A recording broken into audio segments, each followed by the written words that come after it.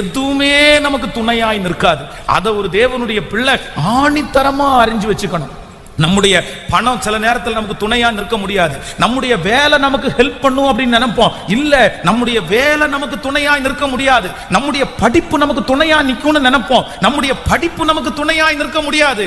ஆனால் நான் நம்புகிறேன், நம்முடைய தனிமையில யார் நம்ம கூட இருக்க முடியும்னா கர்த்தர் நம்மோடு இருப்பார். நான் தீர்க்க தரிசனமாய் சொல்லுகிறேன், யாரோ ஒருத்தருக்கு ஆண்டவர் பேசிட்டு இருக்கிறாரு. உன்னுடைய தனிமையில எல்லாரும் கைவிட்டாலும் இயேசு உங்களை கைவிட போவது இல்லை.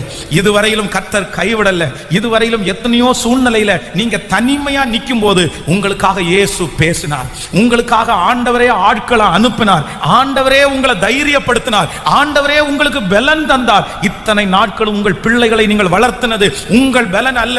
உங்க குடும்பத்தை நடத்தினது உங்கள் பலன் அல்ல. எத்தனையோ பேர் உங்களை கைவிட்டாங்க. உங்க அம்மா, உங்க அப்பா, உங்க சொந்த